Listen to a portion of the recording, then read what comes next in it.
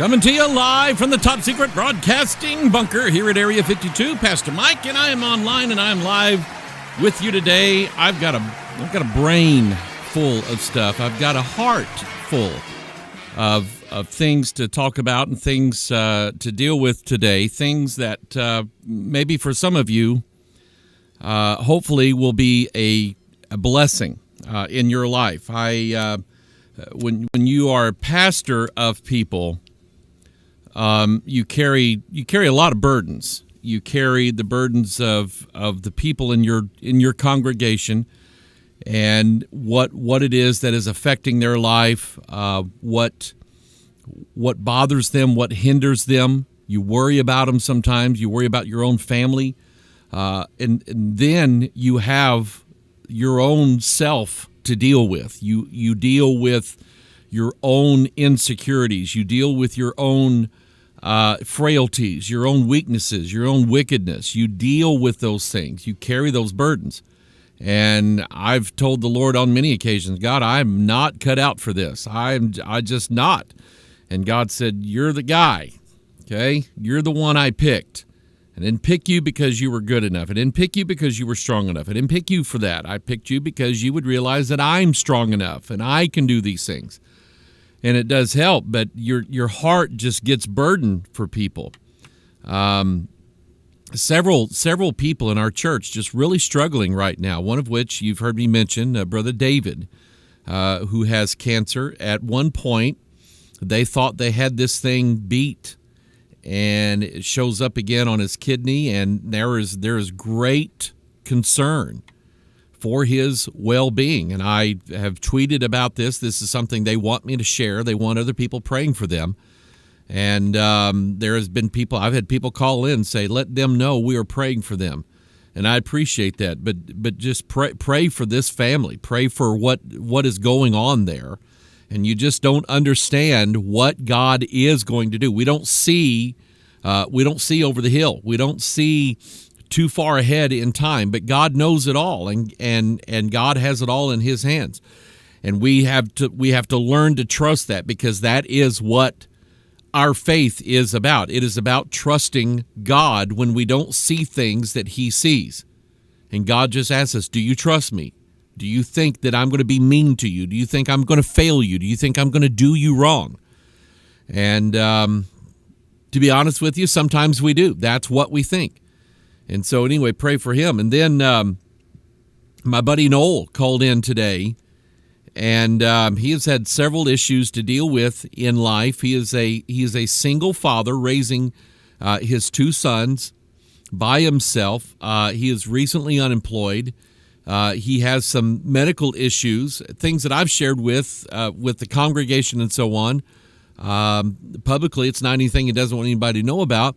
But then on top of that, he dropped his son off for school this morning, and this is deer season still in Missouri and in other states, and he dropped his son off for school, and on his way back, a deer or two ran out in front of him. He clipped one of them. Anyway, it forced him off the side of the road. He ends up, his car is overturned there in the ditch, and the police come and get him out. He's got a little banged up lip from it, which is, praise the Lord.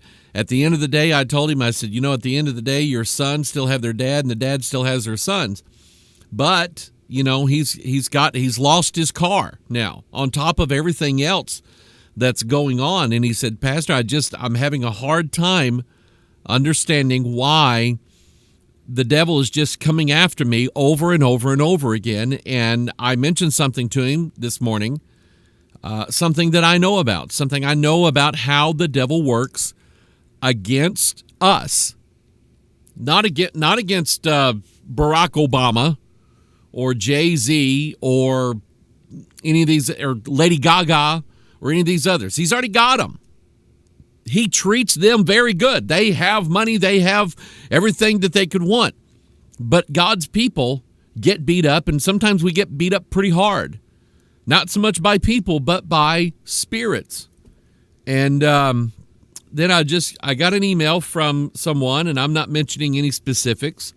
You're listening, I'm assuming, and you'll probably know that I'm talking about you, but it's just a a situation in this person's life where they wake up and realize that they have not been living right for quite a while, and they are tired of it and don't want it anymore and want to be free and want God to do things that they cannot do for themselves. That, to me, is true Bible Christianity. I often admired people that I thought were stout Christians, were strong, and the devil just didn't get them down, or at least that's the front that they put on. I'm not so sure that those people are actually real. I'm just not sure. When I look at people in the Bible and examine these great people in the Bible that I believe we will see in heaven one of these days, they had junk just like we do. They had things that they had to deal with just like you and I have to deal with them. And I mentioned to Brother Noel something that God has helped me with over the years, and I'm going to start out with Scripture, and I'm going to lay out for you a wile of the devil. This is how he works. This is what he does, and there is a ton of scriptures that'll help explain this. And then I have some examples of emails and things and articles that you've shared with me that just popped up in the last day or two, and I'm just going, I know what's going on. I know what's happening. 2 Peter chapter 2. I want you to turn there. What happens when we're trying to live for God? We're trying to do what's right. We're trying to please and honor the Lord in our lives. We're trying to give Him our heart and our mind and our body and our soul. We're trying to do what Jesus commanded us to do. That is to love the Lord our God with all of our heart, with all of our mind, with all of our soul, everything that we have in honor to God. That's what we want to do. But there is a hindrance to doing that. It's not easy every day to live for the Lord. It's not easy for us to maintain the faith that God requires us to maintain. And I said the faith, not the works, the faith that God requires of us. And you guys know I get pretty harsh on some of these people that say, oh, you don't have to do anything. You don't have to believe in God. You can believe in God for a second, and then you can just not believe in God, and God will take you into heaven no matter what. You see, that just kind of goes against what I'm hoping to hear when I stand before God in judgment. What I'm hoping to hear from God is, well done, thou good and, what's that word? Faithful servant. That's what I'm waiting to hear, is that God has seen faithfulness out of me. Faithfulness in that when it all comes rolling downhill, my trust is in God. My trust is in the Word of God. There's a guy who he'll call every now and then or send me a message. Pastor, I'm really struggling, and he's got some issues, and he says, I'm struggling. He said, my emotions are, my emotions do this, and my wickedness is just a pervasive part of my life, and I don't know what to do, and I'm just afraid all of the time. And I say, look, I deal with, every now and then, some pretty strong emotions. I'm not medicated for it. It's just they show up every now and then. And those, when they do, I can tell you, I know for a fact there are spirits that work in that mess of emotions. They work on me, and they deceive me and try to lie to me and everything else. And I have learned over the years, don't trust your depression. Don't trust your emotions. Don't trust the sad days. Don't trust what it is that you're thinking and what you're hearing. Don't trust your anger. Don't trust anything like that. Don't trust your lust, especially. And then I go to the Word of God, and I read the Word of God, and I find out what God said, or I remind myself of what God said. And I'm reminded as I'm reading His Word how God works and what He does for me, and God's expectations of me and my expectations of God. And I read those things, and the other part of my brain says, Mike, that is the truth. That is what is keeping you. That is the anchor of your life, is what God said he was going to do for you that you could not do for yourself. And it helps because the feelings are still there for a while. But then you have that part of yourself that says, Mike, just hold on and trust God. Trust the Lord. Call unto him. Shed tears unto him. Cry out unto God. The power of crying out. What did the disciples do who were on the boat when the storms came and they were in fear of their lives? I laugh at some of these preachers who say, God cannot work through your fears. You need to eliminate fear. The fear is not from God. And I'm just going, what are you, nuts?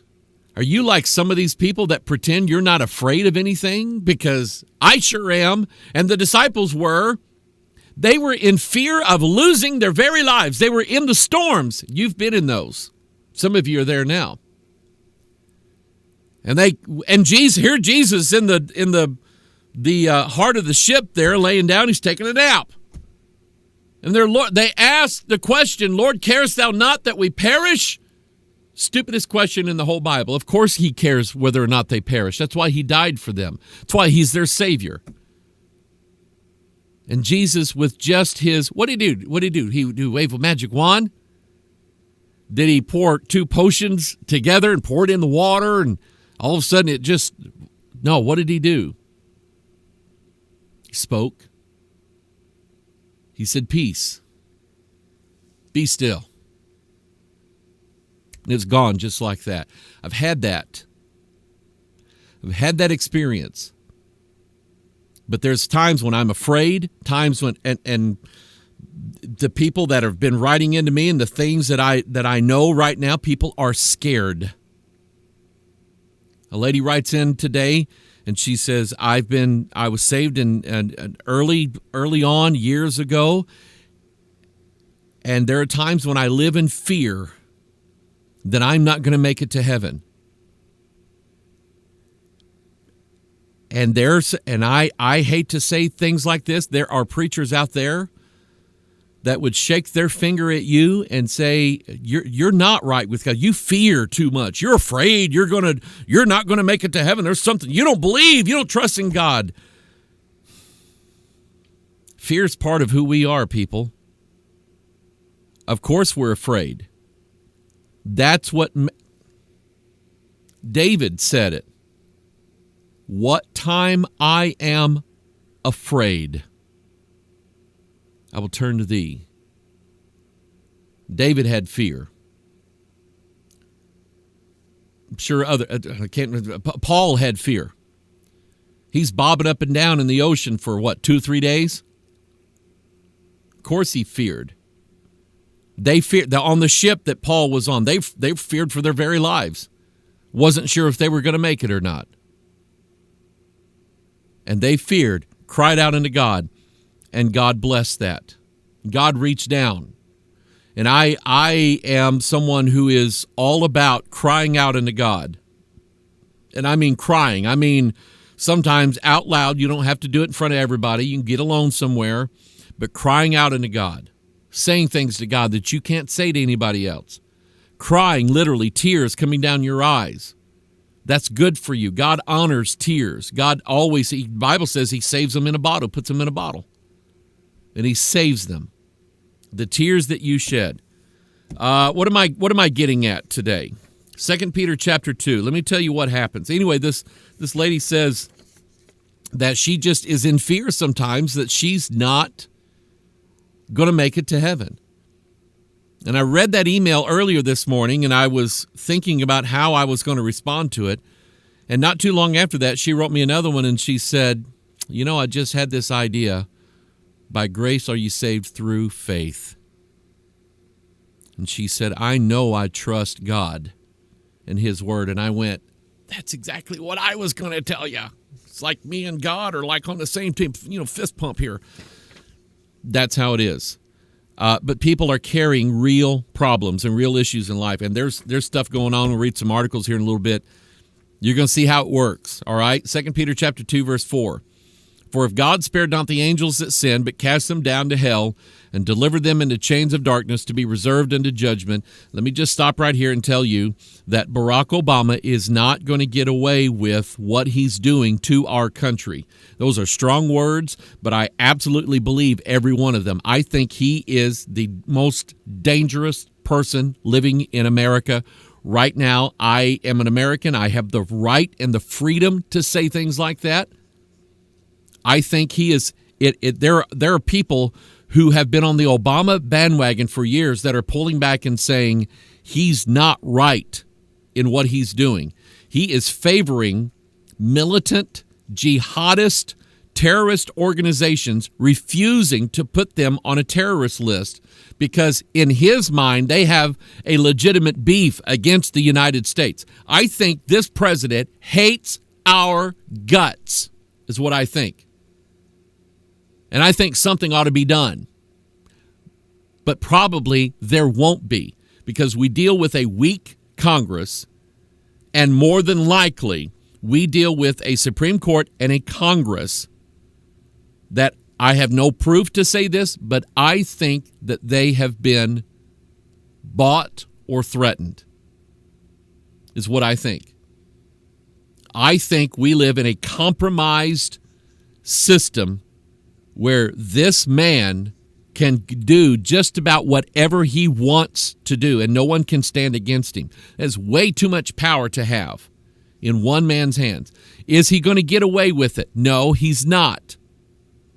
I think Hillary Clinton betrayed her country in the Benghazi situation. I think she is a traitor and she is a liar and she is covering it up because that's what Clintons do. Clintons have been doing this for years and they've been pretty good at it. Hillary Clinton shredding documents at the Rose Law Firm. Documents related to Whitewater being found on a table in the Clinton part of the White House where they live.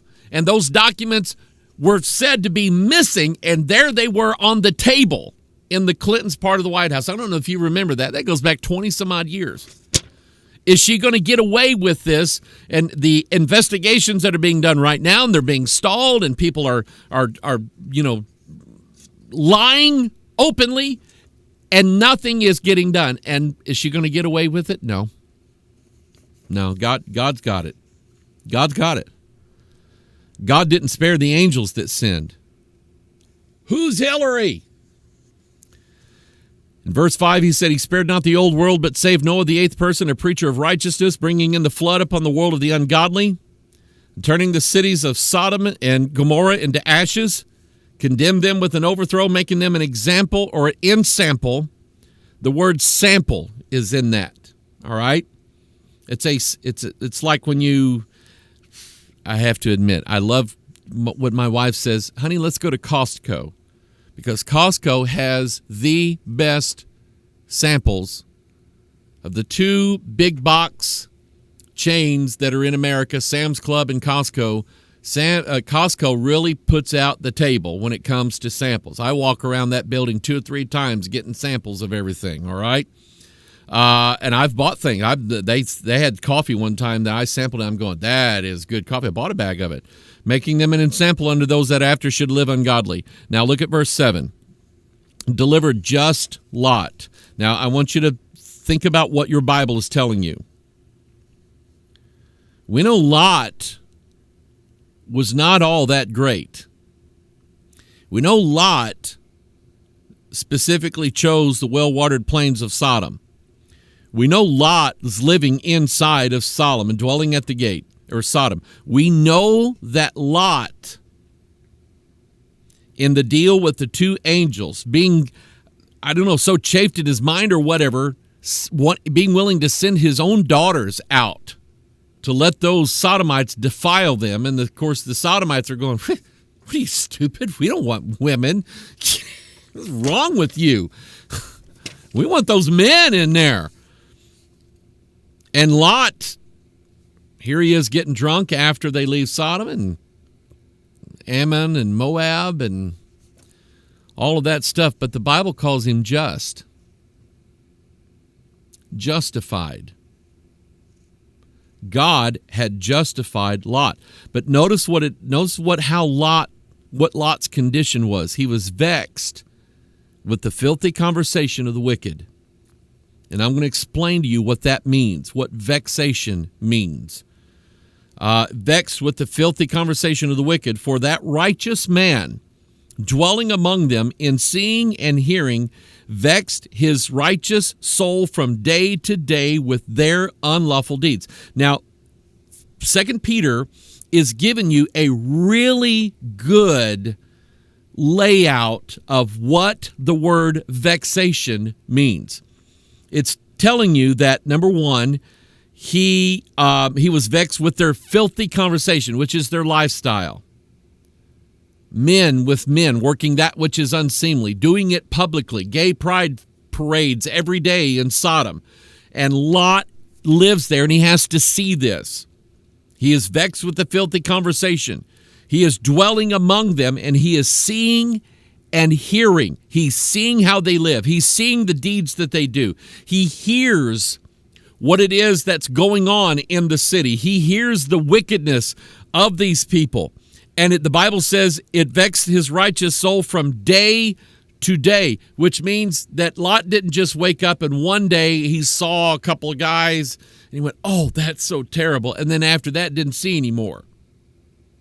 It means that he saw it day after day after day after day.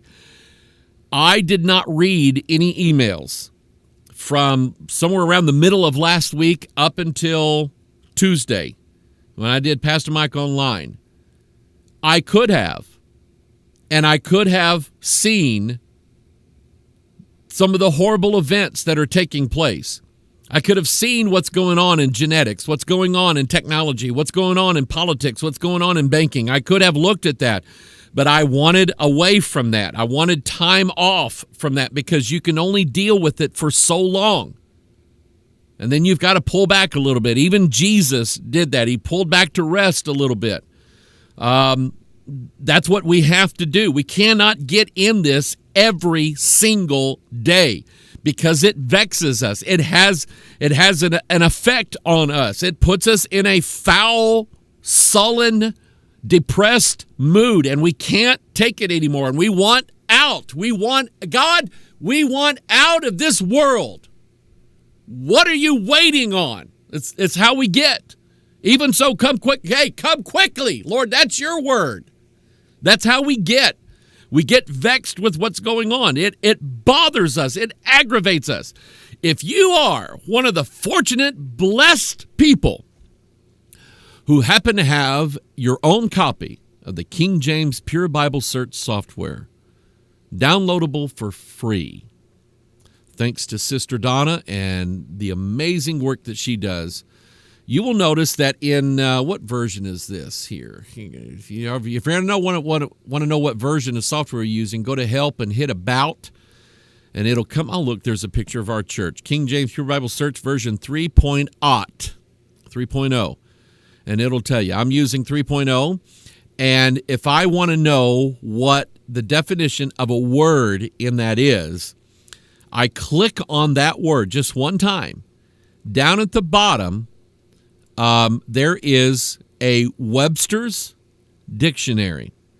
Now, we chose Webster's because Webster's dictionary, the original one, was very closely related to the Bible, King James Bible.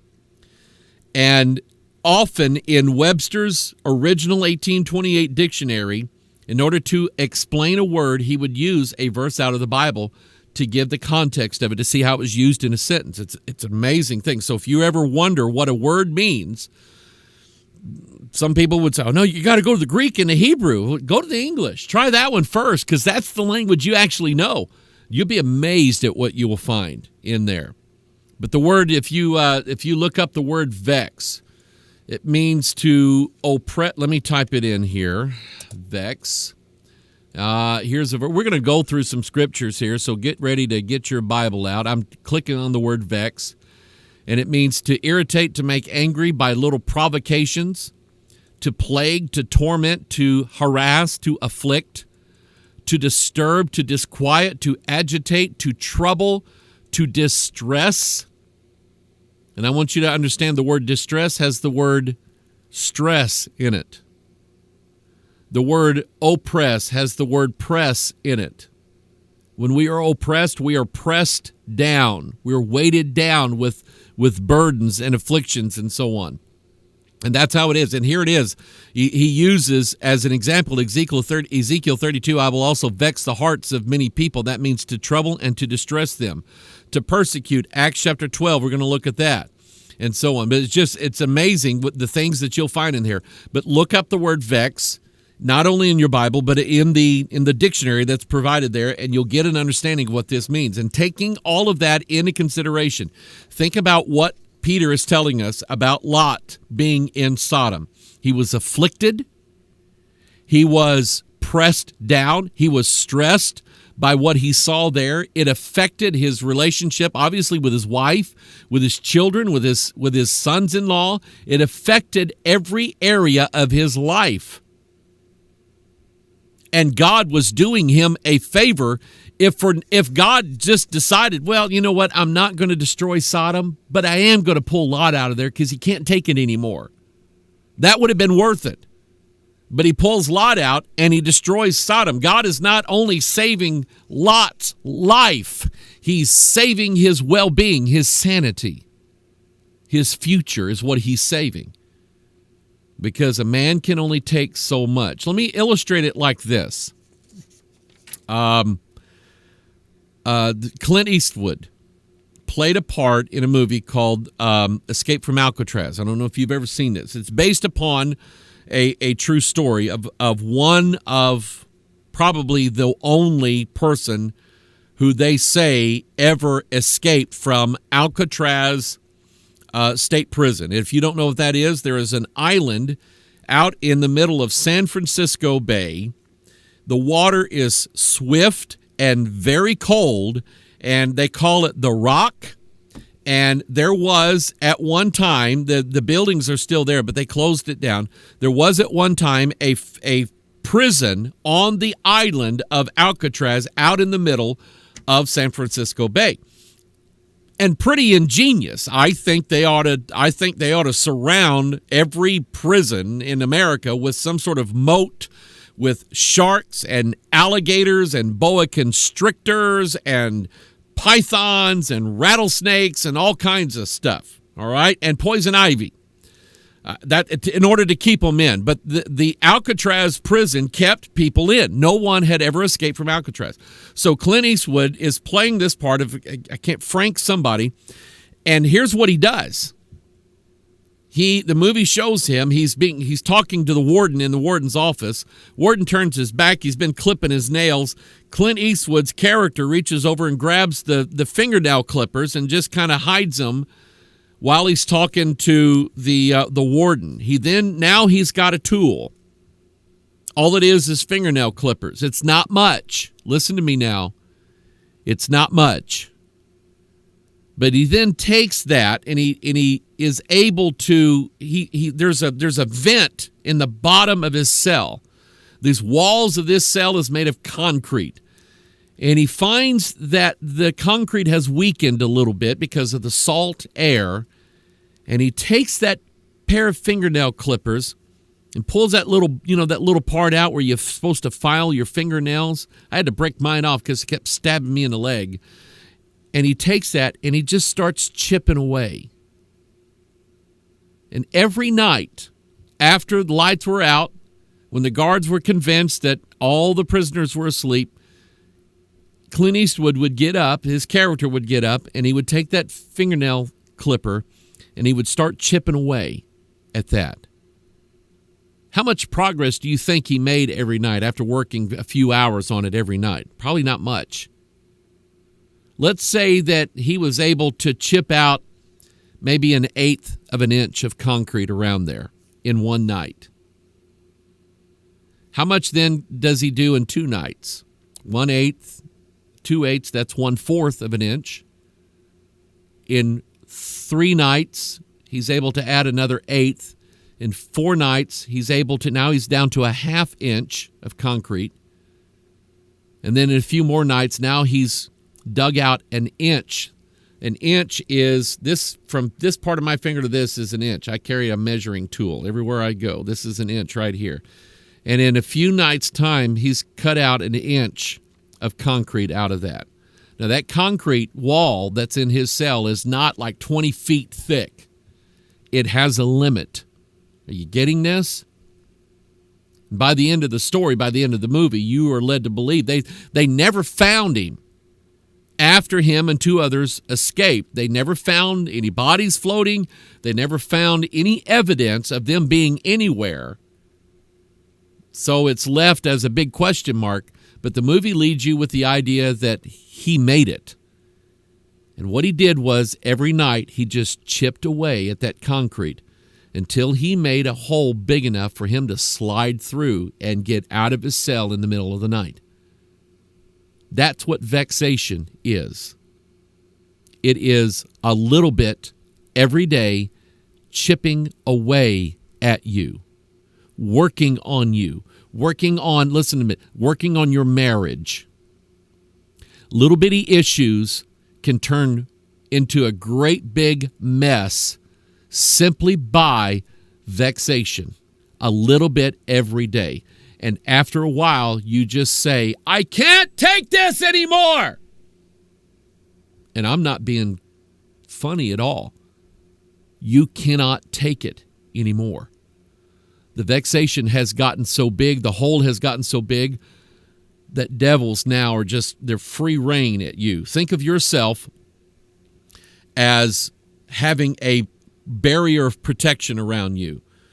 You remember when Solomon saw the vineyard that had been planted, and the stone wall had been breached into, and it was overgrown with nettles and with thorns. And Solomon looked upon that, and he got wisdom from it. He saw a vineyard that had been planted, and the person took the time to build a wall around it, but they did not take the time to maintain the garden. And that garden, my friend, is you. It is you. It is your life. You are to be the vine on the branch, just like Jesus said in John 15, or the wild olive branch grafted into the tree. And God, just like he does with Adam, he's placed Adam in the Garden of Eden to dress the Garden of Eden. God provides us with the tools in our life to make sure that, number one, the thorns that will grow naturally out of your wicked flesh are cut down on a regular basis so they do not choke out the fruit that we expect to come. Also, every now and then, we know that the forces of nature or maybe some animal of some kind is going to try to tear down that wall of protection around that. It is our obligation to make sure to maintain that wall. That is, and I'm not preaching work salvation. Don't you lay that on me. For by grace are you saved through faith. And you know how to keep the wall up? It's very simple. Read your Bible and believe it. And ask God, God help me. God protect this part of my life. But as easy as that sounds, sometimes it is the hardest thing in the universe to pull off on some days, isn't it? The simple aspect or the act of reading and believing your Bible and saying, God, apply this to my life. In some people, in some cases, it's almost impossible to pull off on certain days. You know this. I know it. I know it about you, and I know it about me. Hence, our enemies constantly chipping away at that wall, constantly sowing seeds of discord down inside that vineyard, the tares among the wheat, as it were, constantly there. You go out, you plant a little flower garden like I try to every year, and you pull up the weeds, and the next thing you know, a week later, here they come again. And so you pull them up, and a week later, 2 weeks later, here comes some more. Not the same ones. And I look at my little flower garden, and I say, Why don't you guys all grow at once, all at once in one day? That way I know where you all are and I'll pull you all out. And for some reason, they don't do that. I pull these stupid prickly weeds out of my garden. I'm going, I've been doing this now for years. Ought to be all gone by the now because I don't plant them in there. And sure enough, here comes some more. Take your Bible and go to, let's see here. Go to Isaiah chapter 7. God showed me this a few years ago, and I tell you what, I wept. So I'm going, God, that's it. That is it. It's the agenda. It's the agenda. Why are these devils working on you? Why are they after you? Why is there little bitty vexing issues in your marriage? Why is that? Ladies, let me deal with you for a minute. I'm on your side. Trust me, I am. You have an obligation in your marriage to reverence your husband.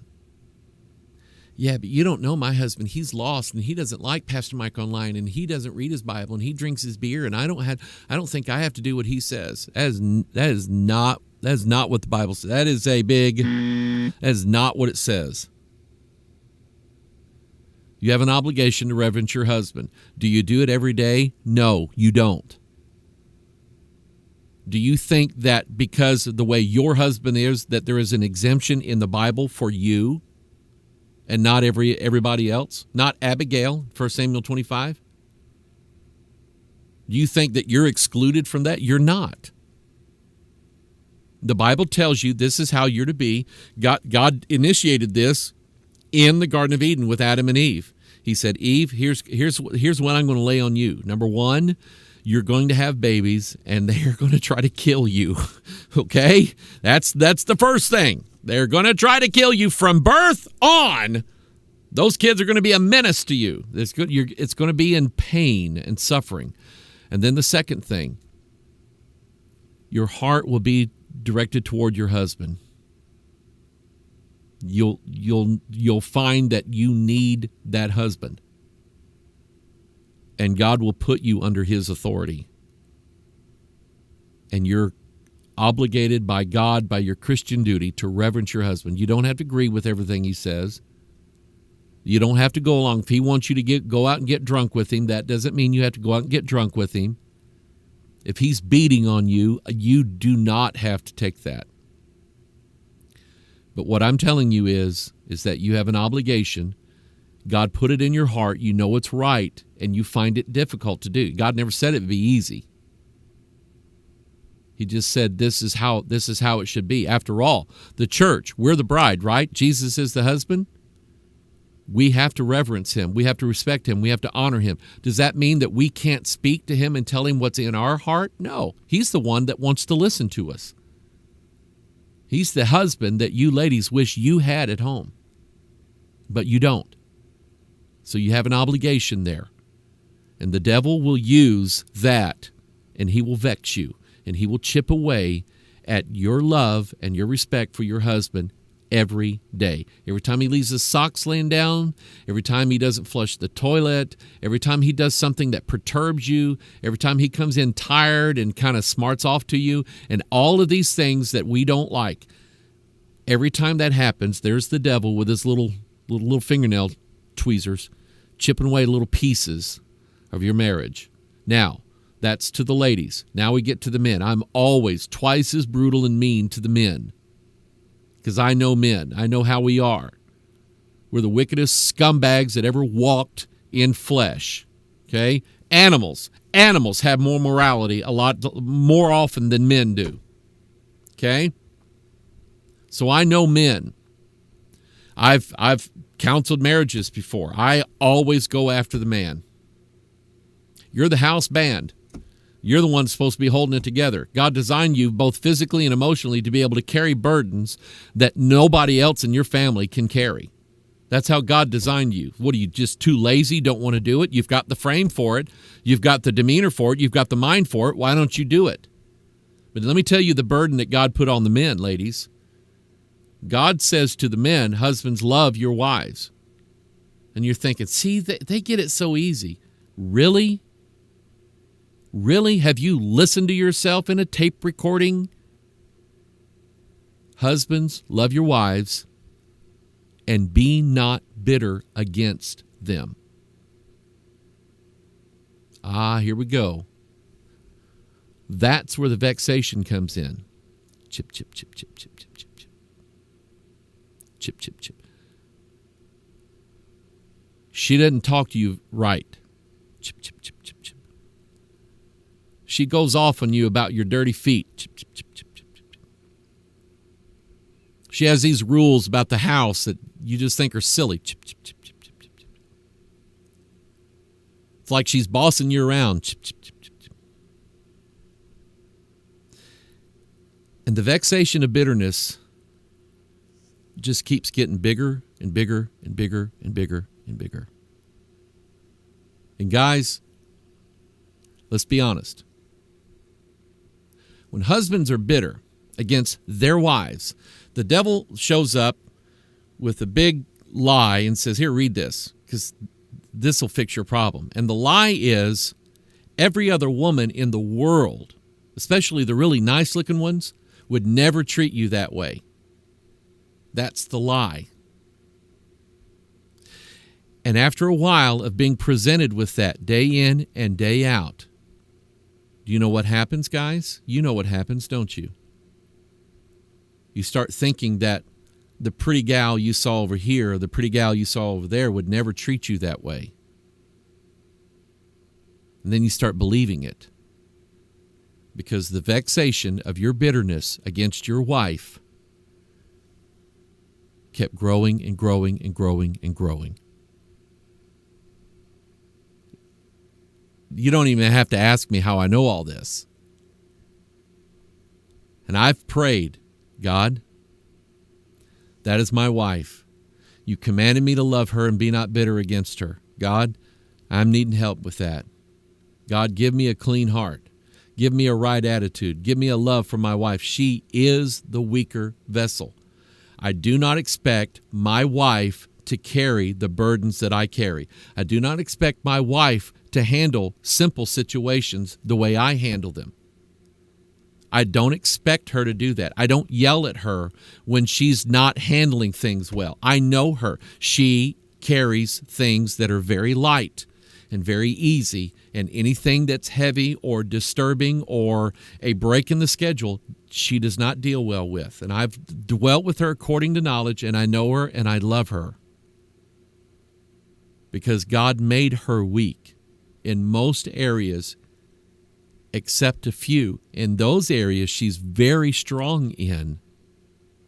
And it just kind of worked out that those are the exact same areas that I'm not strong in. And I don't think I could do it without her.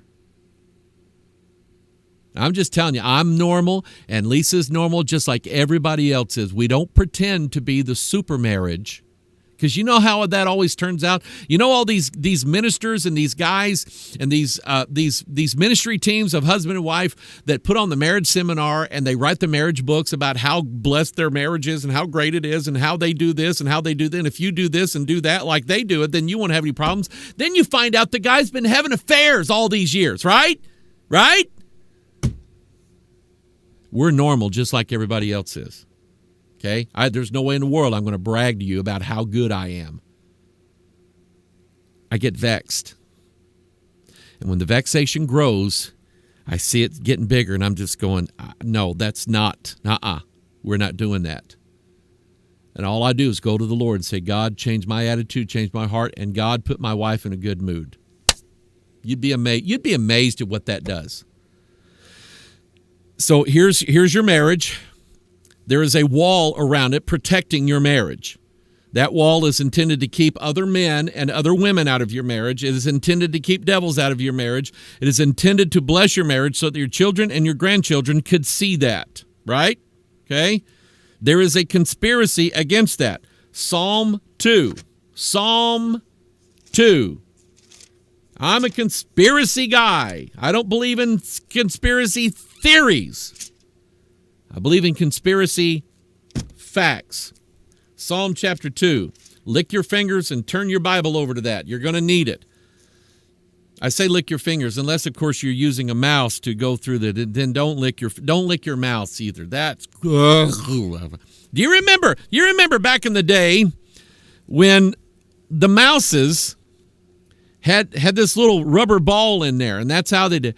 And you kept trying to go. I can't get my mouse to work. It just seemed like the pointer doesn't. You know what that was? There used to be a little thing. You could take that off and pull that ball out, and there was these 3 little wheels in there that picked up the movement of the ball, and they were just covered over with scum. You know what that is? It was old dead skin cells and dirty oil that secreted out of your nasty hand that got on your mouse pad, and the mouse ball picked it up and gummed it up on there. It's disgusting. So when I say lick your fingers and go to this place in the Bible, if you have a mouse, put the mouse down. Step away, all right? Psalm chapter 2. By the way, if you still have a mouse like that, all you have to do is take like a little small brush or a little paper clip or something like that and just kind of peel that stuff off of there and everything will work out all right. I'm old school, all right? Psalm chapter 2, why do the heathen rage? They rage because they're heathen. They're mad, okay? They're mad at themselves, and the people imagine a vain thing. The kings of the earth set themselves, and the rulers take counsel together against the Lord and against his anointed, saying, let us break their bands asunder and cast away their cords from us. And I'm telling you, Lot was being vexed with the breakage of his bands and his cords. Lot ended up leaving his wife because of Sodom. Did you ever think about that? Lot left Sodom with his wife, but her heart was drawn back toward Sodom. That's why she turned around, and God turned her into a pillar of salt. The vexation worked on Lot's wife, and she didn't want to go. It had the effect of destroying his marriage with his wife. See, that's how it works. We have this marriage. We want God to protect it. We want it to be stable. We don't want to have the problems that other people have. But there's always going to be a conspiracy against your marriage. Always. The vexation is always going to be there. This was written some 3,000 years ago, and it's still, in fact, it's probably more valid than it ever has been in history, because now we're actually seeing the chords and the bands that God has given. See, this is a wedding band. This is the cord. When we say, oh, me and Lisa are going to get hitched, we're going to tie the knot. That's a cord that we have tied together, that we have joined ourselves together, and Lisa and I have had to struggle at times to keep from untying that knot or having some devil or some issue cut that cord. In Isaiah chapter 7, this is why I like numbers so much and patterns. When you see patterns and rhythms in the Bible, you know it's kind of like when you're at the mall or you're at the store and this old 70s song comes back on and you recognize the beat. Before they even start singing the words, you're going, oh, yeah, I remember that song. Yeah. Why? Because of the beat, all right? I love patterns in the Bible, and I love seeing them, and when I see them, I think I get it. The number 3 is the number for go to Genesis chapter 3 and find out what's there. Lust of the flesh, lust of the eyes, pride of life. There it is, it's undeniable. It's right there in front of your eyes. How many crosses were at Calvary? 3. Christ and the one on each side. Why? Because he was numbered with the transgressors. I just love it, okay? Anyway, here we have Isaiah chapter 7, verse 5. He says, because Syria, Ephraim, and the son of Remaliah. How many people do we have now? Le trois. 3. The son of Remaliah, Ephraim, and Syria have taken evil counsel against thee. You know what that is? That is a Syrian-based conspiracy. Cue the music.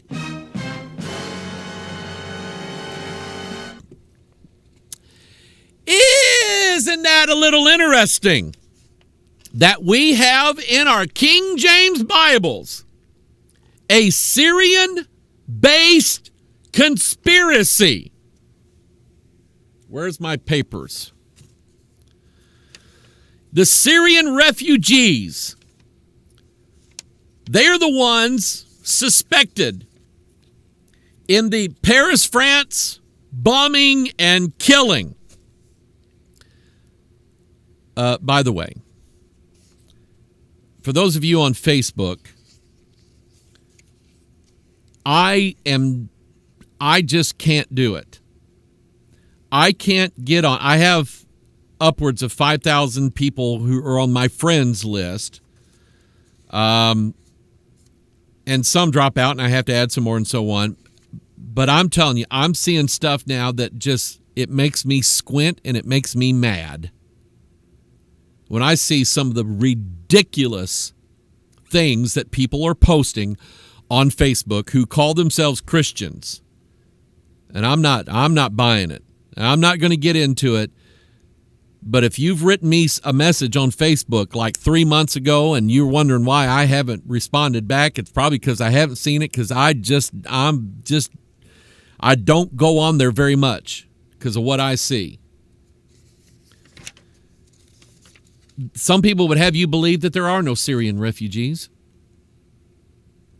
that those were all play actors standing, and posing for the camera. And those things and that thing in Paris never happened. Never happened. What? It was a studio. It happened in a studio over there. I'm just a Syrian-based conspiracy. Syrian refugees. Where did they come from and why did they leave? What's going on there? I don't know all the political juxtapositions of who is on what side. I just know that they had bombed that country into, well, I was going to say into a third world nation. They probably were there already. And all of these people now are fleeing Syria. And they're taking their worldly possessions and they're walking thousands of miles, and interspersed among them, we had to have known it. We had to have known it. Would have been rebels, ISIS agents, martyrs, bomb wearers, suicide bombers and shooters and things like that. We know that for a fact. They've found out who was all part of this thing going on in France. And they said, yep, they came in with the Syrian refugees. Well, who'd have thought that? I didn't think they were going to do something like that. Are you crazy? Let me read this to you. Here is an article. Came out, I think this was on Drudge today. Let's see here. Where is it? Come on, out with it. Here we go. Exclusive report. 8 Syrians caught at Texas border in Laredo.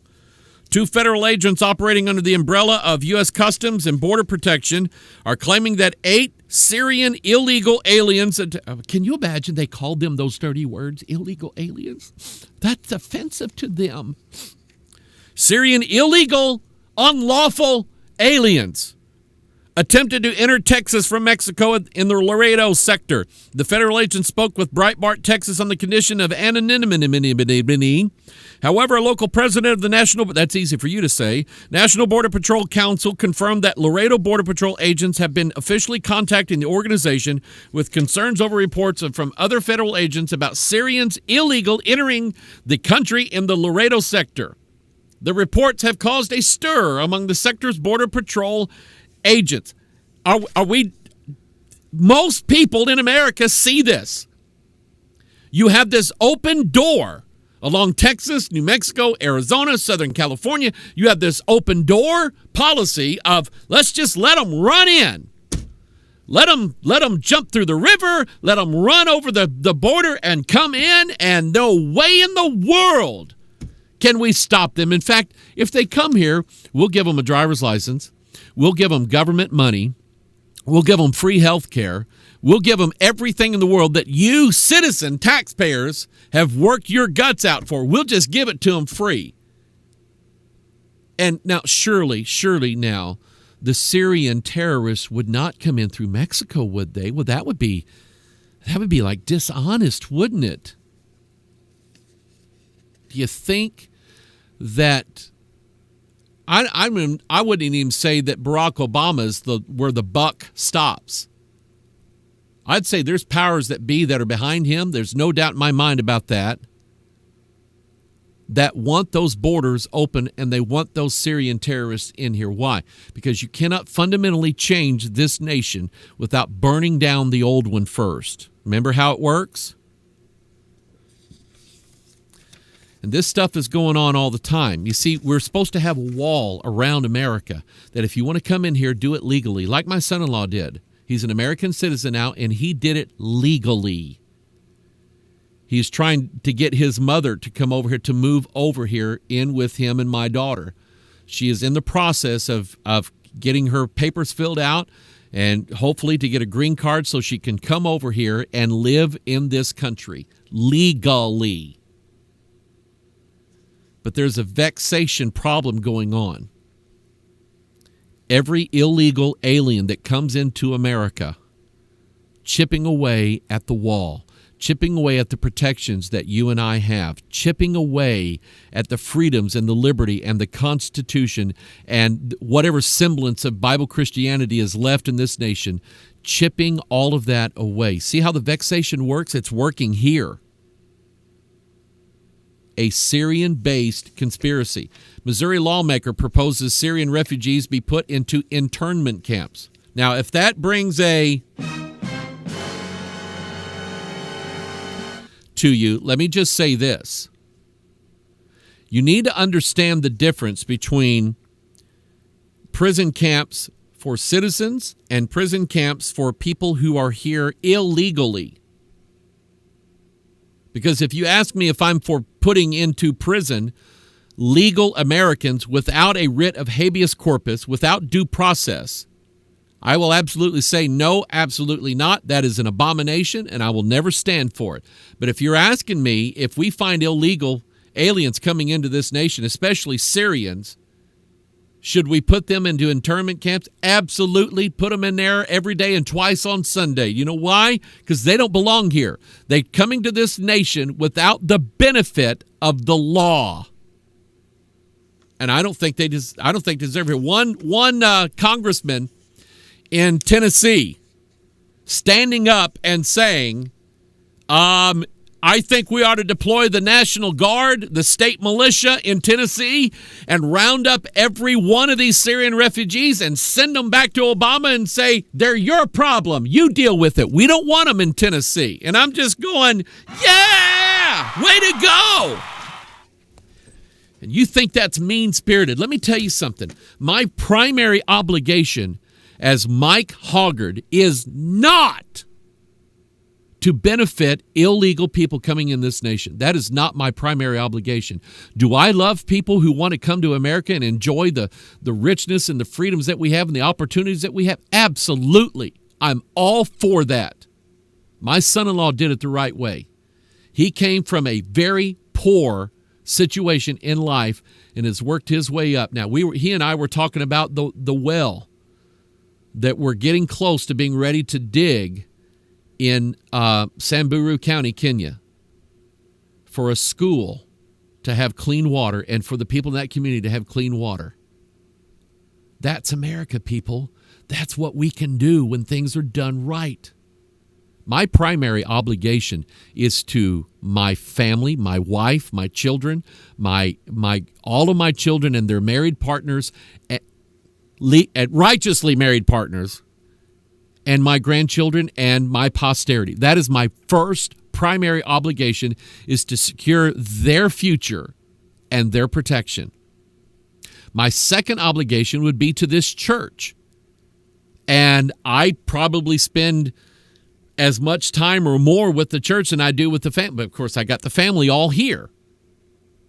But that's my secondary obligation as Mike Hoggard, as pastor. My other obligation is to the people of my county, Jefferson County, Missouri. I love this county. We've got enough of the city where you can get what you want, but we've got enough of the country where you can go out and kill a buck or a turkey or shoot rabbits if you want to, or just shoot squirrels or just watch them play. You can do whatever I love Jefferson County, and I want this county to be clean. I want it to be right. There's some good people still in this county, and I love them. That's my obligation to the state of Missouri. I love being a Missouri person. I love St. Louis Cardinal baseball. Not so much Kansas City fan. But I love the state of Missouri. And the state of Missouri is actually a sovereign state. It's limited, but it is a sovereign state. There are things that the federal government cannot enforce in the state of Missouri. And I want to keep it that way. So if you want to accuse me of not being a Christian because I don't want Syrian terrorist bombers sneaking into this country, there's something wrong with your view of what the Bible requires of me. He wants to put them in internment camps. They're vexing us, people, and there are some people who are standing up and saying, we're going to put a stop to this because we know what will happen if we continue to allow illegal people in this nation. They are going to drain our resources. They're going to drain our finances. They will fundamentally transform what this nation is supposed to be all about. And some smart people know that.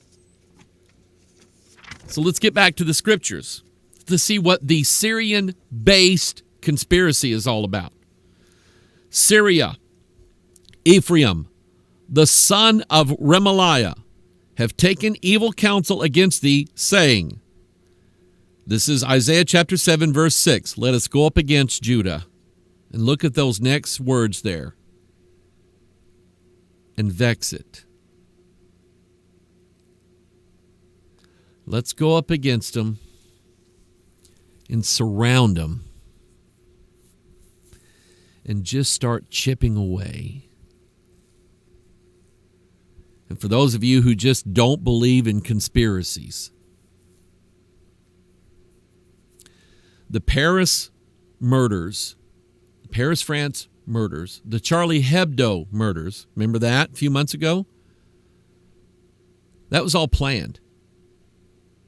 These guys didn't just wake up one day and go, Allahu Akbar, I think I'll kill me some journalists. No, that was all planned. This thing in Paris was all planned out.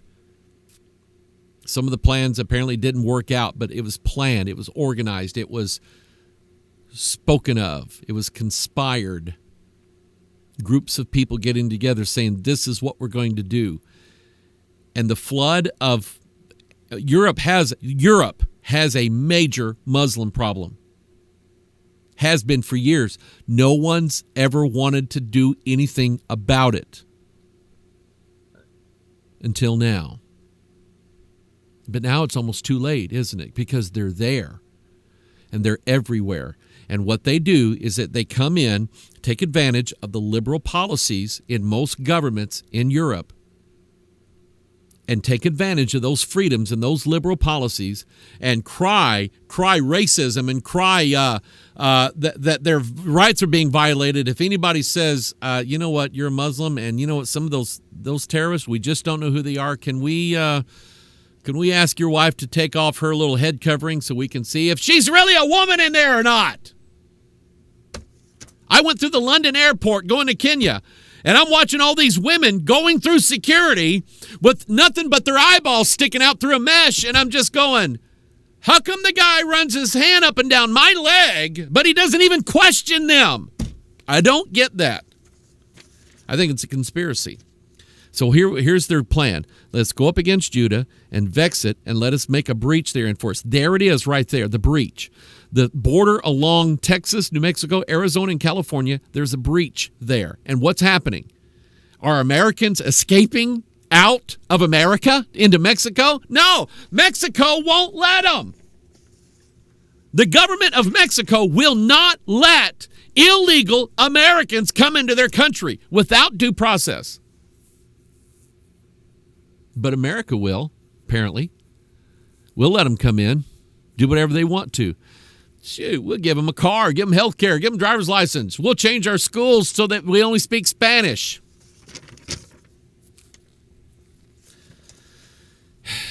We're gonna invade. We're gonna build a breach.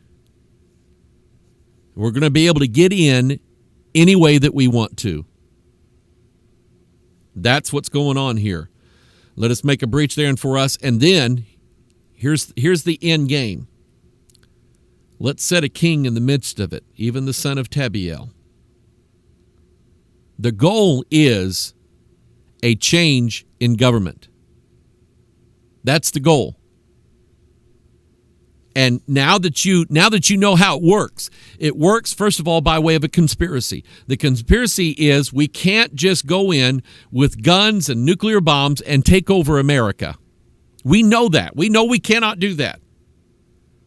So let's not do it that way. Let's do it this way. Let's just vex the daylights out of America.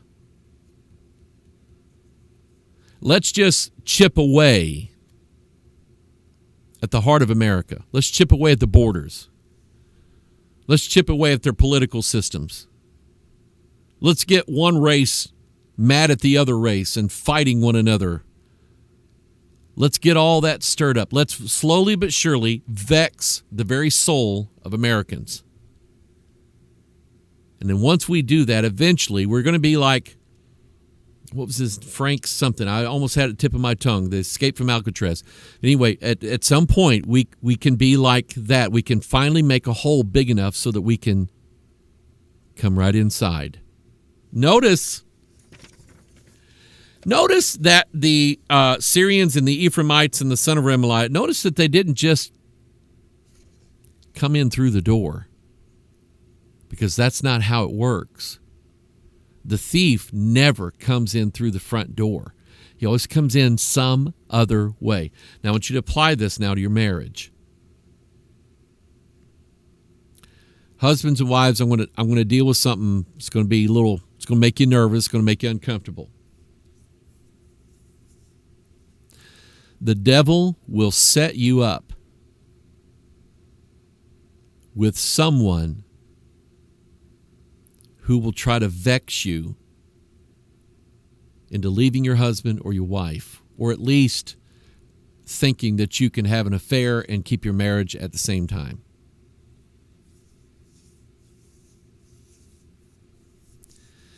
How many Christian ministries have been brought down that way? How many church marriages have fallen into that? How many times have you thought of it? Chip, chip, chip, chip, chip, chip, chip. It's vexation. That's how it works. The vexation is intended to put a breach in the wall of protection of your marriage and your home and your family. Once that breach is there, they're going to move right in. And now, listen to this now. This is how it works. Now, guys, instead of your wife being the queen, instead of your wife being the one that you hold in high regard, honoring her as the weaker vessel, and think about that picture. He's not talking about some honeypot. You know what that is? That's what people who don't have indoor plumbing use. Okay? We're not talking about your wife being some old broken up, nasty chamber pot or anything like that. We're talking about your wife being a perfectly preserved vase from the Ming Dynasty or something like that. We're talking about your wife being the prize and the jewel of your life, like Proverbs 31. That's what we're talking about. But vexation will come in, and a breach will come in, and now all of a sudden your wife is not the prize of your eyes and your mind anymore. Somebody else is. Some other woman. Ladies, it's the same way. It's the same way with you. I think the devil is an equal opportunity destroyer. and he'll work on ladies. And he will get, don't be surprised, ladies, when there's some wolf man, whoremonger, out there who now is listening to you and your complaints in Facebook messages or emails or text messages or any of these apps that you can send private messages on and you think they're gone away once you send. The devil has got a guy out there to set you up. That's how it usually starts, right? It usually starts with the wife or the husband saying, well, they just don't listen to me. They just don't listen to me anymore. I just want to be loved. I just want to be listened to. Oh, I love you. See how it works? Once the breach is there, I mean, you just almost can't keep them out. So the tricky part here is to keep them from making the breach to begin with, because once they do, then it's going to be pretty easy for them to come in and set up another king, another authority in that marriage. It works that way in a Christian's mind, in a Christian's life. It's the same thing. The vexation, listen to me, people, listen to me. The vexation of the world that you and I live in, the electronic world that we live in, where songs and images and videos are forced at us nonstop, and just doing benign things on the internet, you will be confronted with images or words or advertisements or whatever that should not be seen. This is the world that we live in. Even families who pride themselves on what they refer to as separation from the world, they don't have television, they don't have this, they don't have that. They're being vexed just like everybody else is. The devil doesn't care how many electronic devices you throw out of your house. He will find a way. That doesn't mean you got to make it easy for him, but he will find a way. Don't think that your own works of righteousness will make it impossible for the devil to get to you. Don't think that. That's a bad setup. That's a setup for a fall is what it is. Go ask Mr. Duggar. I'm sure he would tell you. But the goal is to, in your life, is to set up something other than the authority of the Word of God. You know how it's done in churches? Churches that still are part of a denomination, and I know some churches that are part of a denomination that are good churches, and they have good pastors, and their pastors are just about fed up and saying, we're done. We're not going to be part of this. But I know that there are churches and pastors who to a fault will follow the denomination. And all the devil has to do is get guys in at the top that are at some point going to lead those churches absolutely and totally astray away from the authority of the Word of God. I left such a denomination, and I will not go back, because the authority that they are drawing everybody to is not the King James Bible, and hasn't been for some time. And those who are just, well, you know, hey, I went to a meeting one time with some preachers in the denomination, and I heard how they talked, and they said that they know how to make it big in the denomination. It's all about who you get in with and what one guy said that his church, they felt led to donate a very large sum of money to the missions department of that denomination. And lo and behold, he was getting a phone call within a month asking him to speak at the national convention. See how it works? See how it works? Vexation. Chipping away so that at some point you're listening more to what the denominational leaders are telling you, and you don't want to go against them because you want their favor. You want them to pat you on the back and tell you, I wanted that. I wanted that so bad, I was willing to sell my soul for it.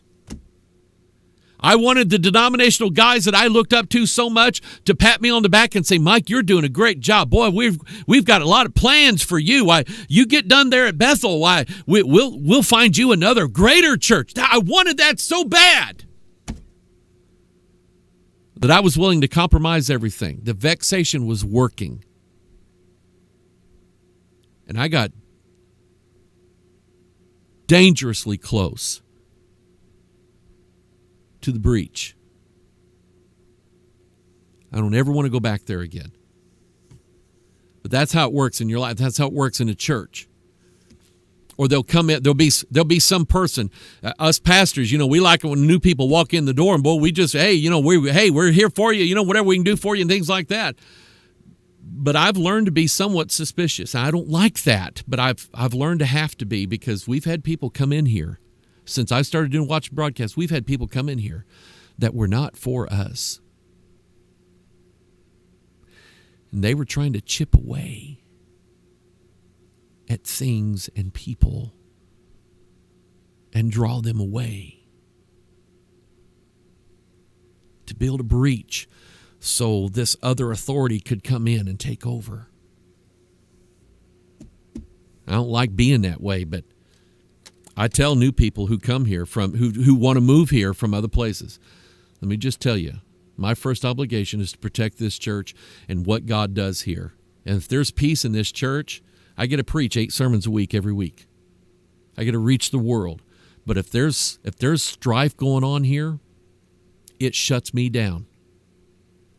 My obligation is to protect my church. You want to move down here, you want to come here, we'll love you, we'll treat you nice. But you're going to have to learn that you're now part of a body that has an authority over it, which is the Word of God. And a pastor. And if you can't go along with that, then don't move down here. We've had it happen, people. And I hate it. It makes me almost vomit. It makes me sick to my stomach to have to deal with that. That's the job. That's the job. It works in a marriage. It'll work on your children that way. Why do you think that the last thing in the world that your child's public school is going to do is have a nativity scene for Christmas or have Merry Christmas written on any of the bulletin boards in that school? But they will lead your children in a Muslim prayer, or they will teach your children winter solstice pagan practices, or they will teach your children guided imagery to pray to familiar spirits. They'll do that in a heartbeat, but they will not let you have Merry Christmas. They won't let you touch that. Why? They have already chipped a breach in the wall of the public school system in this country. It's already there. And now the pagans and the Muslims and the lesbians and the sodomites and the pedophiles are in those schools all over this nation, destroying the Word of God out of the heart and mind of your child. I want you to pray for us. We're praying about a ministry from our church to help people with homeschooling. I'm not going to talk about it. I'm not going to say anything about it. I'm just telling you, pray for us that if it's God's will, that He'll move us in that direction. Because I can't just tell you, hey, get your kids out of public school and not tell you what to do after that, okay? Wouldn't be right. That's how it works. Okay, now you understand the vexation, hopefully. Let us go up against Judah. Let's vex it. Let us make a breach therein for us and set a king in the midst of it, even the son of Tabiel. Let us go against Judah, number 1. Vex it, number 2. Let us make a breach and then set a king. See that? 1, 2, 3, 4. Isn't that amazing how that works out? Do you believe patterns are in the Bible? 3 of them. Lust of the flesh, lust of the eyes, pride of life. Trying to make a breach in your life to set up a different king over you. By the way, if you want to take this now, Isaiah 7, and apply it to 2 Thessalonians 2, how does the man of sin end up in the temple of God with everybody going, yay, he's in the temple of God, woo, the beast? How does he do that? Vexing. Let me show you some vexing. Genetically modified salmon okayed for human consumption in the United States of America. Genetically modified. In other words, they took salmon, they violated the law of God by editing the genetic structure of this salmon, either by taking out or adding to, and now it's been okayed for human consumption. Who okayed it? Who okayed it? Some government department where the heads of that department are getting bribes and gifts from the very companies who are selling the salmon. See how it works?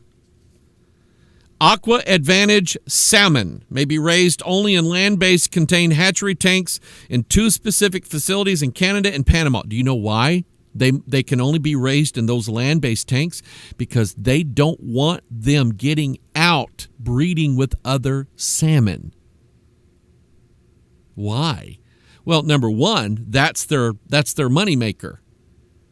And if they spend all the money to genetically modify this salmon, and they want to be able to get their money back by being the only ones who can sell this salmon. If it gets out into the oceans, well then any fisherman can pick them up and sell them. They don't want that. But number two, I think some of these guys are going, we really shouldn't let these salmon out in the wild. We don't know what would happen when we have our genetically modified salmon. We think we got it under control, but we're not all that sure. But what would happen if they bred with non-genetically modified salmon? Would they look like a square and a compass or a yin yang or anything like that?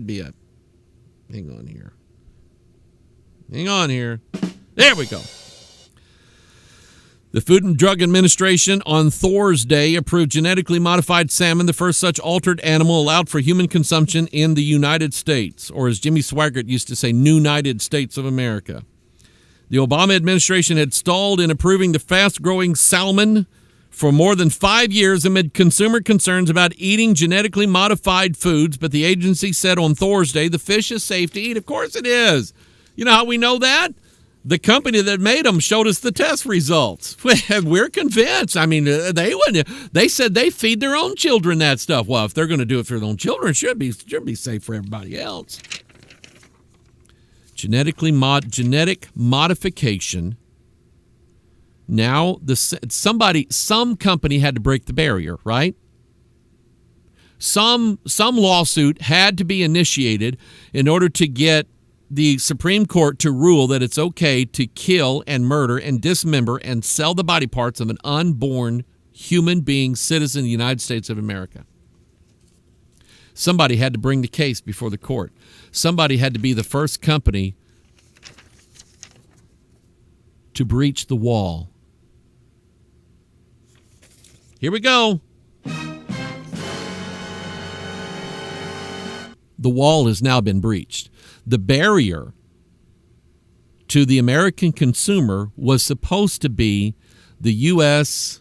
Food and Drug Administration, who is supposed to be protecting the citizens of the United States of America because we pay their salaries.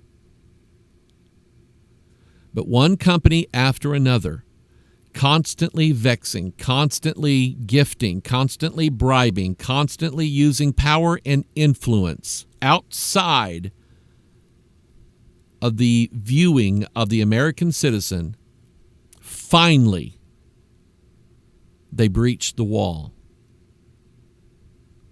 Now, other foods are going to follow it. Genetically modified bread, genetically modified rice, genetically modified corn, genetically modified McDonald's hamburgers, genetically modified Dairy Queen ice cream, and the list goes on and on and on and on until you and I are not eating things that God put here. We're eating things that man made. And we won't be free then. We'll have a new authority over us. See how it works? Here's another one. Boy stars in new Barbie commercial. I watched. I'm just going, that is gay. No doubt in my, listen, that poor kid, whoever this boy is, number one, his mother sold him out. She wanted her son to have stardom and fame, and she sold him out to star in a Barbie commercial. First boy ever in a Barbie commercial. And when you watch it, you're going, that's gay. The new Moschino Barbie. And I have no idea what Moschino means. I thought it was, when I was reading it, I thought it was maraschino, like maraschino cherry. Mommy, can I have the maraschino Barbie? The new Moschino Barbie is a huge hit. And its commercial is breaking boundaries. Did you see? Look at the words here. See that? Breaking boundaries. You know what that is? They vexed it until they made a breach. Now that the breach is there, get ready. I'm going to predict something. And I keep telling you, I'm not a prognosticator. I'm not a prophet. I'm not a fortune teller. I can't see the future. Don't ask me to pick who's going to win the Super Bowl, the World Series. Don't ask me anything like that. Don't even ask me if it's going to rain. But I'm telling you, I'm predicting. I'm surprised.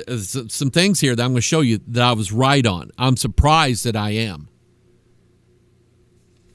They will, I think Mattel owns Barbie, okay? They will produce a transgendered Barbie next 5 years, okay? A Barbie that will maybe even have the body stamped. You know, they stamp these, they make these molds, and these are injection molding dolls that they do. They just pour this stuff down in that mold, and it comes out with all the female body parts, okay? A female body parted Barbie doll with male clothing, or a male Barbie with female clothing, or who knows, you might even have the ability, if you want your female Barbie to transgender, you might have the ability to take off the parts or whatever. I don't know. It's coming because the breach is already there. Moschino Barbie is so fierce, the boy screams, as he and two female friends loud the doll, done up in designer Jeremy Scott's sleek glamour. Barbie's cell phone goes off, and the male child says, "It's for you, Moschino Barbie," and he winks. Got one eye closed. Think about that. Before winking at the camera, watch the ad. The strict gender lines of toys and children's accessories have slowly been breaking down. Did you hear that? Chip, chip, chip, chip, chip, chip, chip, chip, chip, chip, chip, chip, chip. With Target moving to make its signage more gender neutral. Chip, chip, chip, chip, chip, chip, chip, chip, chip. It's vexation, people. Here is something that I was right on. I did a Pastor Mike Online here just a few weeks ago, maybe, something like that. I said it in church and I said it here. There will be probably in the next 10 years, they will legalize most hard drugs in the United States of America. How can you say something like that, Mike? I couldn't have said it in 1968 because I was only 2. I couldn't have said it in 1975 when I first came to the Lord, 9 years old. I couldn't have said it in 1974 when I first started coming to Bethel Church. But I can say it now. You know why? Because the breach has already been created. Colorado and Washington now have legal marijuana sales for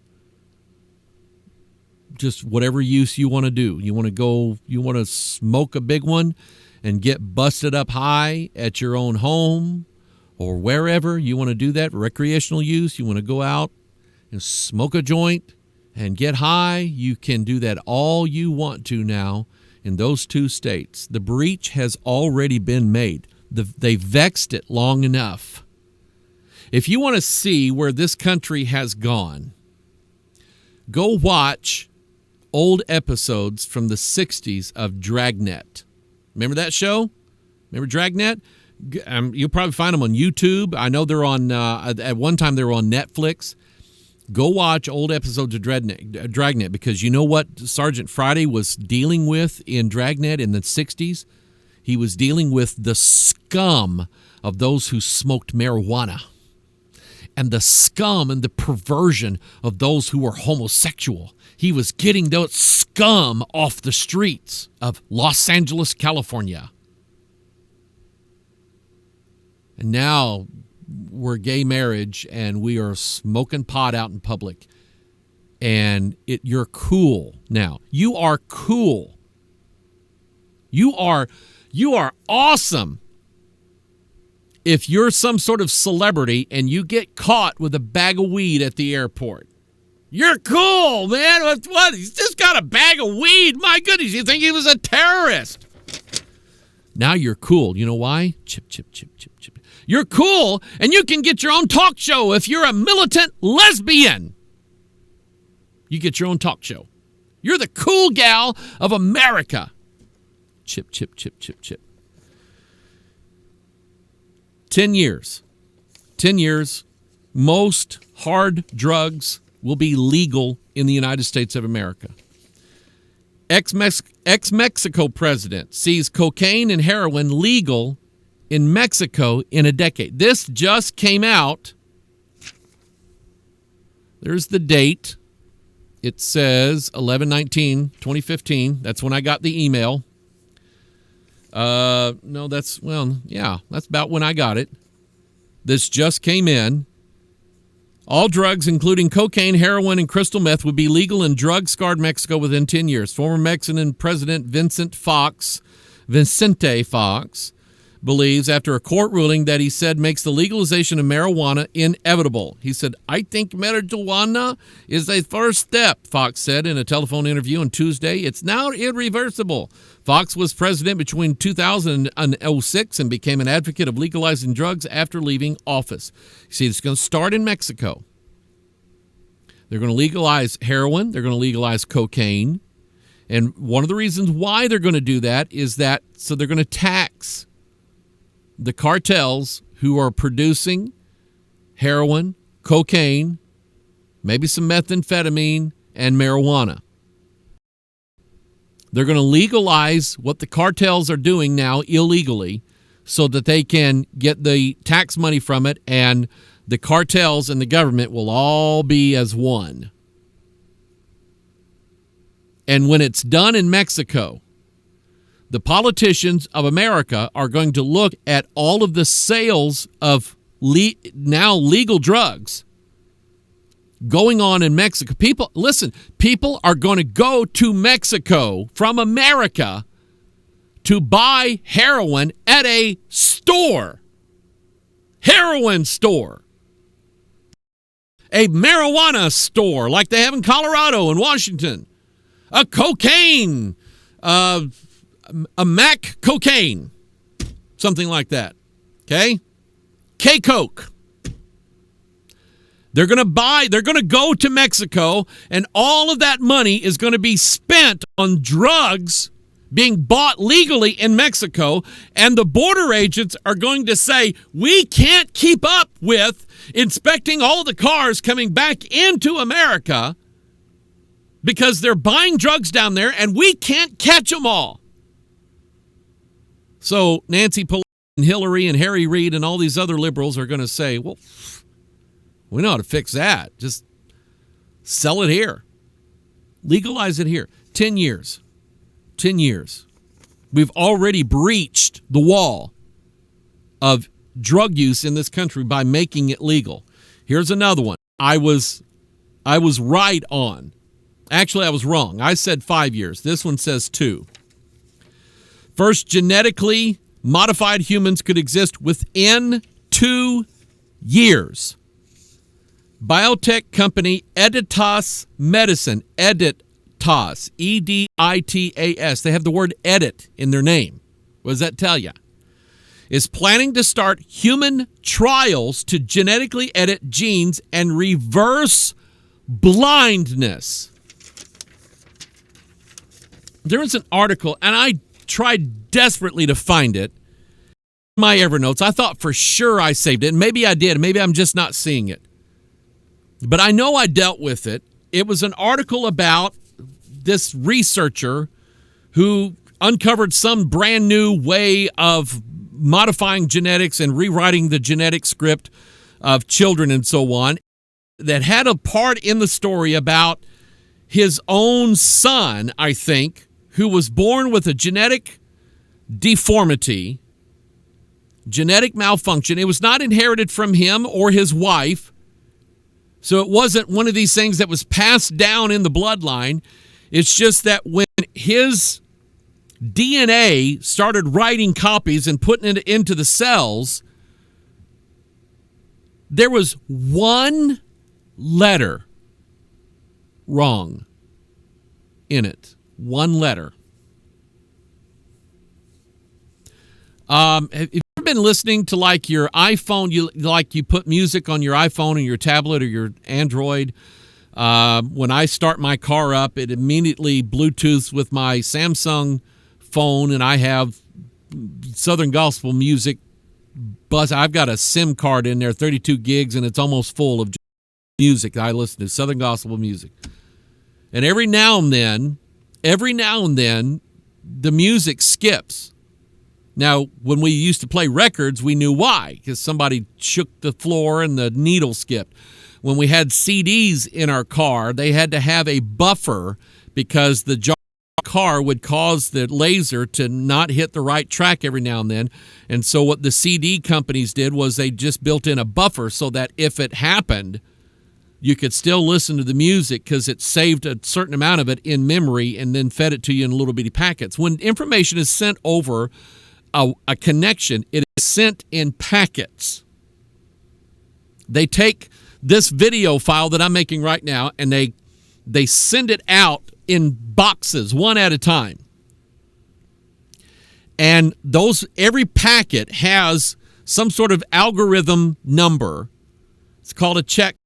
And on the receiving end, if the checksum matches the packet, the receiving end knows that it has received all of the data in that packet intact. Every now and then, something goes wrong, and some of the numbers of this digital video and audio that I'm sending your way, it's all numbers to computers. Every now and then, you hear skips. You call our church and say, hey, I can't, the feed is skipping on sermon audio. I can't hear the church service. What's happening is a small amount of the numbers don't get sent. And you're on the receiving end, or sermon audio or whatever is not being sent all the numbers, and some of the numbers, even a tiny amount, is missing. The computer has a way of correcting that after it's been done, but there's always going to be a little piece of something I said or something that happens that you don't get. You've experienced that, right? Now you understand why. This is not a constant stream, a river flow of data. What it is, it's like a strobe light of packets being sent to your computer right now. Here's why I'm saying this. This doctor examining his child, who, if I remember the story right, he was going to be dead before he was 5 years old. Why? Because in his genetic structure, one letter was wrong. One letter. In 3 billion genetic instructions in the human genome, one letter was wrong. And his son was going to die because of it. Now, don't even climb all over me on why I say in just about every time I open my mouth in front of a camera and a microphone, why I absolutely believe we must have a pure Bible. Because the Bible is the DNA of us as Christians and of our churches. And if you get a word wrong, you know what I heard? You know what I heard all through Bible college? 3 years of Bible college, 2 different Bible colleges. You know what I heard consistently? Because already back then, see, most of the guys I went to Bible college with, we all had King James. This is 1984, 1985. The NIV really hadn't hit mainstream yet. There was churches that were using it. But what was going on was the teachers, the Greek teacher, the other teachers that I had, one, he just about wet his pants every time he saw what he thought was a manuscript discrepancy. It excited him. Okay, his little tail went wagging like that when he saw, I see an error in the manuscript. I see a textual variant. He used to do that in class. We'd just go, oh my goodness. I heard all through Bible college. Yes, there are differences in the manuscripts. There are differences and there are mistakes in the transmission of text. But none of it affects any, here's what they say, major doctrine that we believe in. And if I was told that once, I was told that probably 100 times in 3 years of going to Bible college. And I believed, I just bought it. Sure, why not? So when I get out of college, the King James isn't what it used to be in my life. And I don't like to talk about it. But it made a difference.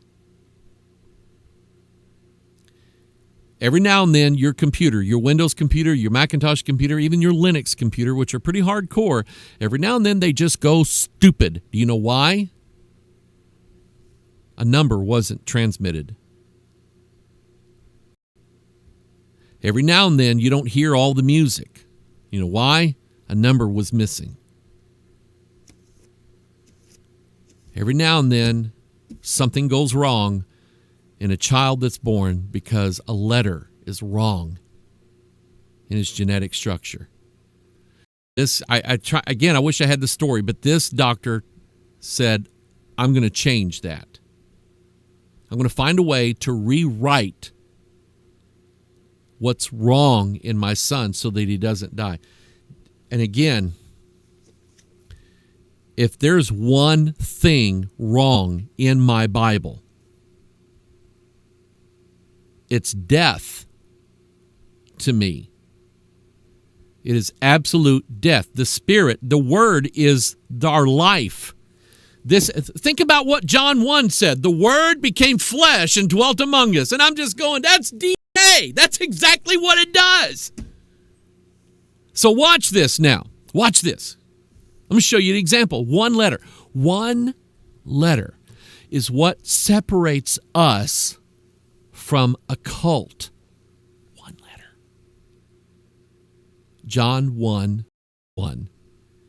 In the beginning was the Word, and the Word was with God, and the Word was God. 3 times God is mentioned in there, and the Word. The 3 times the word is mentioned. In the beginning was the Word was with God, and the Word was God. 3 times.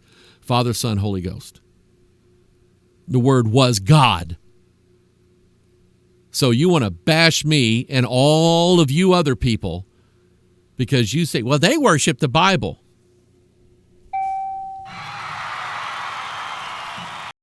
You nailed it. You absolutely nailed who we are. Because that Word is God. That's who that is. So if you want to accuse us of worshiping our Bibles, you get it. I got to read this. There was a story guy sent me, and I love it. Where is it?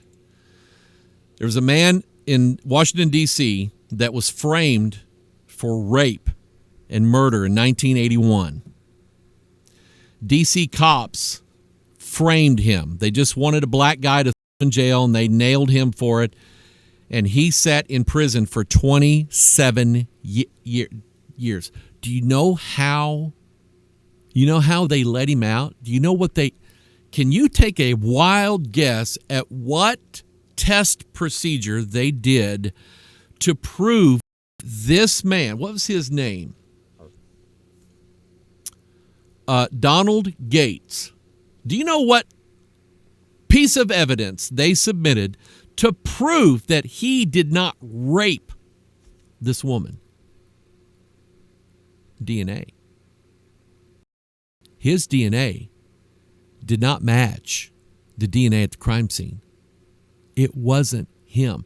And they had two dirty cops, and now they're looking into all these other cops' cases because they're going, this is probably not the first time they did it. And they got a problem now in D.C. But here's why this jumped out at me so well. Do you know what he said? Here's what the man said. Let me see if I can find the quote here.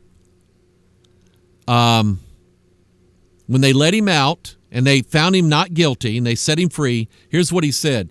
It feels like the God of the King James Bible is real and he answered my prayers. Yeah! High five!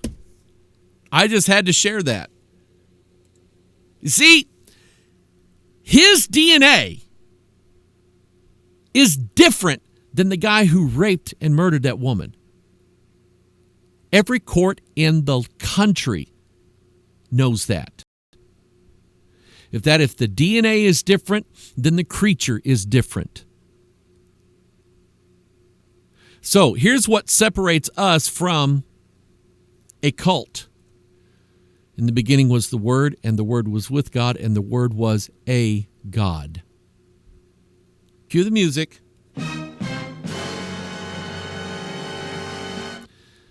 One letter is different in John chapter 1, verse 1. One letter is different. And it means whether or not you will spend eternity in heaven or hell. Because if Jesus is not God in your mind, you are not saved. You're not. One letter condemns thousands of people who believe it. One letter. So don't even get me started. Well, you can if you want to. About why I believe what I believe about my Bible. Don't even act like you think better than me. Because every genetic scientist, every court in the country will tell you that if the DNA is different, so is the creature that it makes. And so you say, well, I don't like the King James. I use all these other Bibles. I believe it. But we don't have the same Father. We don't. And how did we get here? How did we get here, people? How did we get to such a state as to where all of y'all out there cannot find a church for 150 miles of where you live that preaches and believes the King James Bible? Chip, chip, chip, chip, chip, chip, chip, chip, chip. I read it in a Free Will Baptist ministers forum 15 years ago, had to be. A fellow pastor said, hey, Mike, there's a forum on the internet for Free Will. Okay, I'll jump in there and see what they got to say. And I found this forum called How to Get Your Church Out of the King James Bible. And I went, okay, that looks pretty interesting. There was guys in there that I knew. They were writing about how they did it. And they did it exactly the way Isaiah 7, 5, and 6 says. I mean, to the letter, they did it. They said what I did was, while I was preaching, I'd use the King James now and have a King James up there, and I'd read the text out of the King James. But every now and then I'd say in a sermon, I'd say, now, the NIV says it like this. Now, in another translation, they kind of put it off like this. I kind of like how the New American Standard, I use that a lot in my office, and I really like how the New American Standard uses that in this verse. And you know what that is? It's vexing that congregation. Chip, little bit at a time.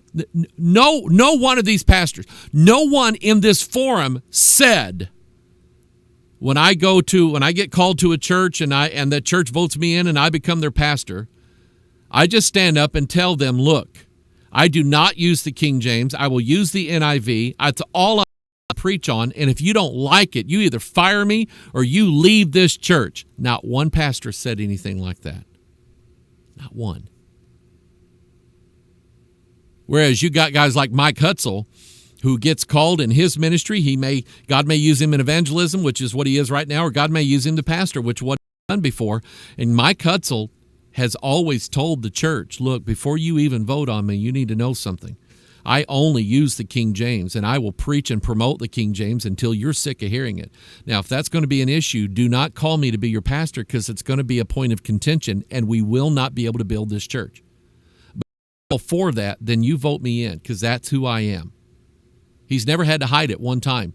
He's never had to get up in front of the congregation of any church he's pastored that uses the NIV, preaching out of the NIV, and says, now I like the way the King James says this. Never had to do it. Not once. So they follow the program. We start out with, every now and then I give them a little piece of the NIV. I get to show them how that's better and superior than that old King James, how it just makes it all just flow a whole lot better. Why? I can preach things from the NIV that I could never preach from the King James because it ain't in there. And then after a while, when they know that I'm using that NIV, after a while, I'll just quote whole verses from the NIV. Now there's a breach. Now people are showing up with an NIV in the church. Now there's a breach. Now you know what you're going to have? You're going to have a church split. You're going to have a group of the older people in that church who only know the King James and don't want anything else. You're going to have them fighting against the younger group in that church. They're the ones that came in through the breach. See how it works? And once the NIV comes in and is set in a church, no church ever goes back to the King James. I won't say never. But once that new king of whatever Bible translation that is set on the throne in that church, that's it. And you know this. You know how the vexation works. Let me... We are going to have genetically modified humans in 2 years. The trials have already started. Let me take a few minutes. I've got 4 pages of scriptures here.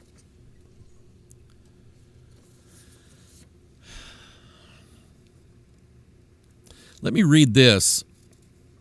Numbers chapter 33. You turn there in your Bible. Numbers chapter 33. I'll be able to get this out and probably not much more today.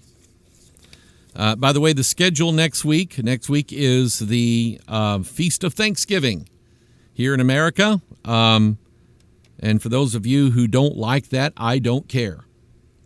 There is nothing pagan or unholy about eating a turkey and bowing your head and giving thanks to God, which is what the early settlers did. That's where we got it from. Facebook stuff. Anyway, the schedule for next week is Tuesday I will be here.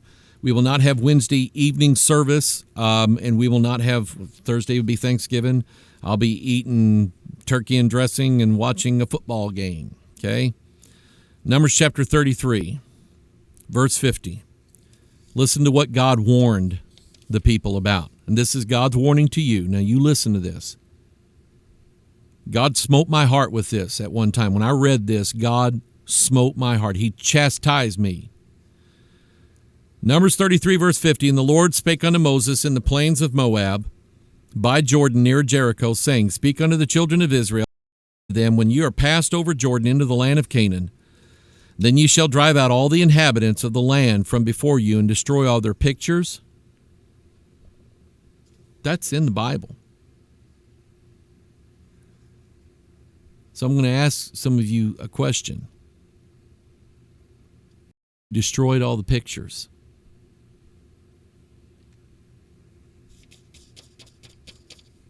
You need to.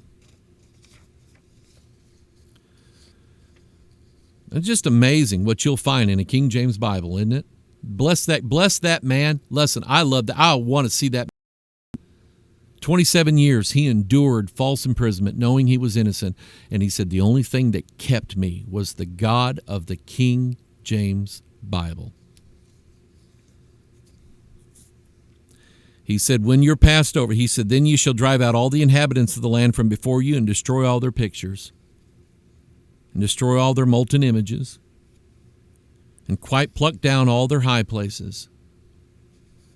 And ye shall dispossess the inhabitants of the land. You know what that means? Kick them out. Kick them out.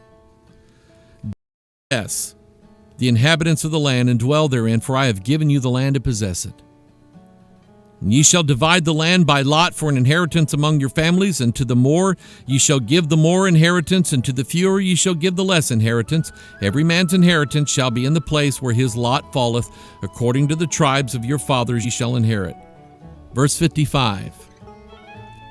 But if ye will not drive out the inhabitants of the land from before you, then it shall come to pass that those which ye let remain of them shall be pricks in your eyes. Think about that. A prick is a thorn. It's something that stings. And where is it?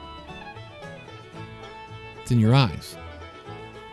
And thorns in your sides, and shall vex you in the land wherein you dwell. Moreover, it shall come to pass that I shall do unto you as I thought to do unto them. Did you hear that, people? The sins that you wanted to keep.